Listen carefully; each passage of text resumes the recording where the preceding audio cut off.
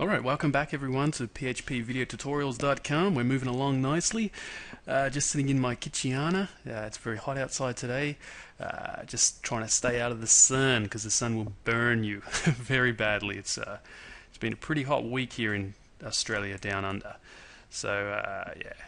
But anyways, we got stuff to do here. So I'm gonna introduce you to helpers in the next bit. So I'll see you guys there. Alright, so let's take a look at helpers, shall we? Open up the Windows Photo Gallery and we'll take a look. So you can see here that I see helpers as equipment. Alright, so it's like your lighting, your makeup, and your tanning gun. But that's just an airbrush gun. I couldn't find a tanning gun, and I'd never seen a tanning gun before. So I'm going with the airbrush there, but you get the drift. So it kind of helps out your views. You know what I mean? It's called helper, helps your views. Alright, so hi. I'm a helper.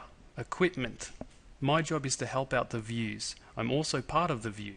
The controller chooses what helpers he needs for his view, although the standard helpers are always available, HTML and form. So those two helpers are always available in your views. Let's take a look at this now. So let's just minimize, open up your projects key, and we'll go into the controllers here, and we'll go into the post controller. And we'll just take a look here. So you can see that our post controller has chosen two helpers, HTML and form, and they're the default helpers anyway. So he doesn't really need to choose them. They're included by default anyway. But nonetheless, he's chosen those. Alright, so now our controller can use this equipment inside his view. So if we go into views, posts, and we go into the add CTP or the Cake view template there, you can see that he's using the form helper to create a form for post. Okay, so that's the start of the form, and you can see that he's ending the form there. He's also using it to create input boxes for the form. Alright, you can also see that he's using the HTML helper. Alright, see how they correspond? So HTML, that's that variable there, and he's running a method off there to create a link and all sorts of stuff. So that's what a helper is. It helps out your views. It's also the smart part of your views. Okay, so the view is pretty dumb. We don't want to put too much logic in here. We want to hide all that logic inside our helpers. Alright, and we can create our own helpers, and they can live in this directory here called helpers, okay, under the views directory. And they're very powerful. So we'll be creating a few of those throughout this course. We'll also be putting them in another place, and I'll talk about that when we get into the practical side of this course. Alright, so now let's go back and take a look at the Windows Photo Gallery, and we'll just finish off the blue box here. So you can see here, the great thing about being a helper, equipment, is I'm reusable between view templates, layouts, and elements. That's just how a photographer works as well. He gets all his equipment that he needs for his view, for when he's going to take his photo, and yeah, he brings that equipment along to all locations. So you can kind of think of it like that. You can see here, without me, views would look pretty bad. Can you imagine a model without lighting, makeup, and this fake tan? They're not going to look as good, are they? So that's what they do, and we all know that. So I'll see you at the next bit when we talk about elements. That should be pretty cool. Alright, so I see elements as a sheep. Remember Dolly the sheep? She was a clone, the first ever living creature they cloned. Her name was Dolly, so I'm going to use Dolly. It's not actually Dolly. This is a cuter sheep. This is a little lamb. It's a baby sheep. Alright, so let's introduce you to the element. Hi, I'm an element. I'm a part of the view. You need to use more than once. I'm made up of either an element, of a view template, or a layout. So I'm not very smart. Anything you put inside views can be inside me, and that includes helpers. Alright, I live in the app views elements directory with all the other elements. It's kind of lonely, so I like being used inside layouts and view templates. Alright, and you can use it like that. So it's just an include file. Alright, so we can make a copy or a clone of our layout header and our layout footer and part of our template things that we're going to need over and over again in our application, we can put them into this directory and we can just include them like that. Alright, so very, very simple. So let's just go in here and do that right now. So just say we wanted to reuse on our add.ctp view template file the form part inside here. We could easily do that. So you can see on the edit, if we go to the edit, it's using that as well there. So maybe we want to not do that twice. So we can easily create an element. So let's just copy this out. Copy like that. Copy. So making a clone of it. We'll go into our elements. Alright. We'll create a new file on there. So just throw in a new file. And we'll just call this one form post. Or we'll call it form post.ctp. Hit save and we'll hit OK. Paste that in. We'll resave it again. Save. We'll go back into our add.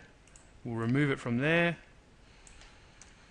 We'll then include it. So we'll do a include element. So we're doing the this element method, and we'll just throw in the location of where it is. So form posts like that. And now if we come back into our project here and we click on new post, you can see that it's still there. We're still using that, but now we're using it from inside here. So now let's just make a copy of that method we just did, including it. Copy. We'll go into our edit. We'll remove all that stuff up until ID, because we're going to need the ID because we're making an edit. So we're going to have to need that in our form. So we'll move that like that. And then we'll just throw this down there. Paste that in. So now, even if we're editing something, just throw in a test, and we'll just submit it. We go back to our posts. We click on edit. You can see that it's all there. So now we're reusing that element. So it comes in very handy for other things too, headers and footers and parts of your application. So we might want to create an element for this part, this row here, because we're going to use that multiple times throughout our view. So we might as well create that. But we'll do all that as we're moving along in the practical slide. But that should basically explain what an element is. Very simple. It's just a part of your application you want to reuse over and over again, or part of your view that you want to reuse over and over again. Alright, let's look at validations. So just open up your validation study guide. You can see here that I see validations as a model's diet. Models like to eat healthy food, and they don't like to eat any of this junk here, although I would like to eat that hamburger right now. You can see here, okay, about, hi, I'm a validation diet. Most models have different validations, so be sure to open up your model and check out his eating habits. You can do this by looking at the validation property inside your model. Before trying to think of your own diet rules, be sure to look over the Cake PHP cookbook for pre-made rules. Alright, so you can look in there and you can see that Cake has basically got you covered for pretty much anything you want to validate against. But if you need to create a custom validation, you can. Alright, so let's check out our model's eating habits right now. We'll just go in and have a look-see. So let's open up your editor there and jump into models directory, and we just want to open up our post model and have a look-see. So just taking a quick look over the model, we can see that there is no validate property in the model, so we need to create one. Our model will even eat air if we want. So if we can go in here and click new post, and we can just submit that in and go back to our post, and you can see that he ate basically nothing there. So there's no title or body or anything. So we don't want that to happen right now. We're just going to validate against the title to begin with, just to explain how this all works. So let's jump back in to your editor and post model, and we'll just create that variable there. So I just want to validate. So you create the validate property, and then we just want to say the column we want to validate against, which will be title. Okay, and we want to throw in an array. And just inside this array, we want to throw in some rules. So I'm going to throw in the rule to validate for the min length, alright, and we're going to say min length of 1, and then I'm going to say the message we want to say. So we'll say title is required. Alright, we hit save there, and we come back into our application now. We try and post in a new post, and we don't put in a title. You'll see that we get a error message and we get the message back from our model. Alright, so you can see I just set up a rule. Okay, that's a pre-built in rule. You can create your own rules, but as I said, Cake PHP's got heaps and heaps of them, and basically you can do everything with them. So that's the min length of 1. Okay, so it's got to be greater than 1 character. If it's not, it's going to say title is required. I will just add in that you can apply multiple rules to a column. Okay, so you can validate title against other things if you wanted to. Yeah, so just think of this as the diet of your model. What your model eats is very fussy, and I guess the fussier your model is, probably the better the data you're going to have put into your database table. So adding in good validation rules is key to getting the right data for your application. Alright, so now I want to introduce you to some crud. What cows eat? No.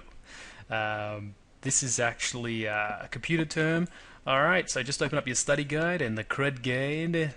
The crud guide to the galaxy. Alright, so let's just take a look at cruddy crud. You can see here that it says, if I zooms in these a little bit, or you can click that little buttons there. See that technology? I know this tool that I'm using, this Camtasia Studio, can do all this zooming and all this stuff, but I much prefer to do it on camera with my tools. You know what I'm talking about? Do it old school. Alright, so let's introduce you to CRUD. Hi, I'm CRUD. I'm a quick way of saying create, read, update, and delete. I'm mostly used when talking about model data, rows in a table in Cake PHP. But I'm not just about rows in a table. Anytime you need to express create, read, update, and delete, use me to describe it. Example, sessions and cookies both use CRUD. Alright, so any persistent storage that you can think of, whether it's even a flat file, if you're able to create, read, update, and delete it, just say the word CRUD, and everyone will understand you. You'll sound really cool to all the other programmers. They'll be like, oh sure, CRUD. And everyone else around will be like, oh my god, those guys are talking about CRUD. Alright, so I'll just go over a little bit of this as well. You can see that I've got a plate of salad because our model likes to eat salad, so we just ate that salad. And for reading, I've got his food journal. That's everything he's eaten, so we can loop over that, and that will be the rows coming out, or the posts coming out. And update is he's just had a drink with his meal, so he's updated his meal. And for delete, I've got a girl vomiting into a toilet, because that makes sense. He's had a meal and it's not too, or she's had a meal and it's not too tasty, and she's vomiting it out. So we can delete it. So that's create, read, update, and delete. Stands for CRUD. Now let's use another tool to play with CRUD, and we're going to play with our model using another tool I'm going to introduce you to. Alright, time to look at another toolsy. So let's open up the study guide and check out the interactive tool. It's a tool, so it's part of the Cake console. I call it a Wiimote, so it's like the Nintendo Wii's controller. It's very interactive. That's what I think of when I think of interactive in my head. I see that controller. Hi, I'm the interactive tool, Wiimote. I'm a tool for interacting with parts of your application. The parts I can interact with at the moment are models and routes. I'm limited, but still useful. No doubt in the future I'll have more functionality and be able to do some really cool things. I think I would make a great learning tool to get the feel of the Cake PHP syntax. And I think it would. I think being able to type syntax into a command line and get feedback back from it straight away is a very good tool for learning syntax, I believe. Alright, so some of the conventions down here, we want to do some of the commands, so we want to start that up. So to do that, we've got to run the Cake console, and it's the default tool. So let's open up the command line here, and let's cd into our project. So c wamp www cake CMS, and let's run that. So Cake console, enter. And you can see that when we start it up, we get a list of all our models. Alright, so we can interact with these models. If we go back to our study guide, you can see that if we wanted to do a find on our models, we can say the model name and the find method of our model. So we can do that. So we just want to find all the rows in the posts table, so we can say find. And of course in here we have to say all. We're going to find all, and we hit enter. So we've only got one in there at the moment. If you don't have any records in there right now, you will have in a minute. We'll add in another one now. So we'll do a post, and we'll do a save here. And we're just going to throw in a title. and we'll just say the title equals Cake PHP rocks, and we'll just hit enter, and you'll see that record saved. So if we go back to our application and we go back to our posts,